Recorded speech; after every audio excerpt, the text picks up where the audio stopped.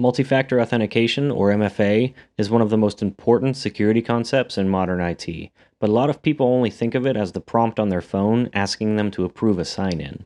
In this video, I want to break down what MFA actually is, the different authentication factors, common MFA methods, and why some forms of MFA are stronger than others.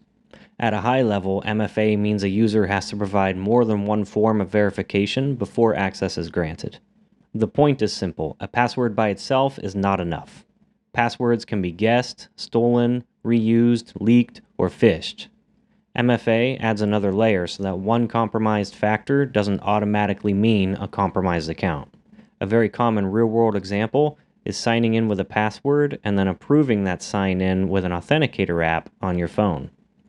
Passwords have been the standard for a long time, but they have obvious weaknesses. People reuse them, choose weak ones, and store them poorly. And attackers actively target them through phishing, credential stuffing, and brute force attacks. That's what makes MFA so important. It doesn't mean passwords disappear, but it does mean a stolen password is often no longer enough on its own. Authentication factors usually fall into three main categories. First, something you know. This includes things like a password, PIN, or answer to a security question. Second, something you have. This could be a phone, smart card, authenticator app, or a hardware token. Third, something you are. This includes biometric factors like a fingerprint or facial recognition. The reason these categories matter is because MFA is strongest when it combines factors from different categories.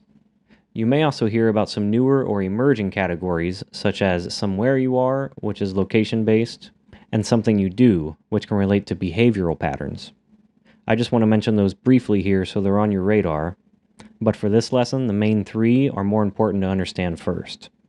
In real life, MFA often appears as a combination of a password and a second step. That second step can take a few common forms. An authenticator app approval is one of the most common. You sign in, then approve the request on your device. Another common method is a time-based one-time password, or TOTP, where an app generates a short-lived numeric code. You may also see SMS or voice call verification, where a code is sent to a number. Some environments use hardware tokens or security keys, and increasingly, biometric verification and passkey-based sign-in are becoming more common as stronger, more user-friendly options. Not all MFA is equally strong. Using multiple factors from different categories is stronger than using multiple checks from the same category. For example, 2 passwords would not really be multi-factor authentication. That would still just be 2 knowledge-based checks. Some methods are also more resistant to phishing than others.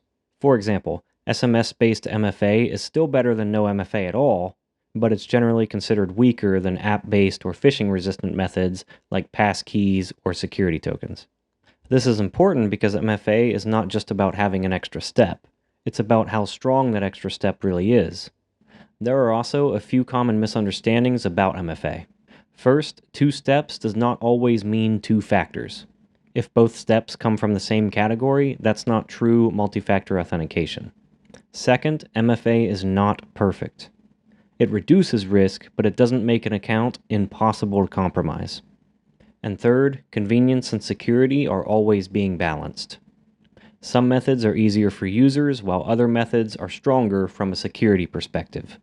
So at a high level, MFA means using more than one form of verification. The main factor categories are something you know, something you have, and something you are. And while MFA is one of the most important account protections we have, not all MFA methods are equally strong.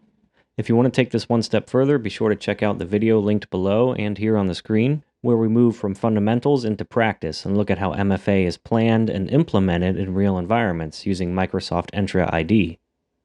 Thanks for watching and congrats on leveling up. I'll see you in the next one.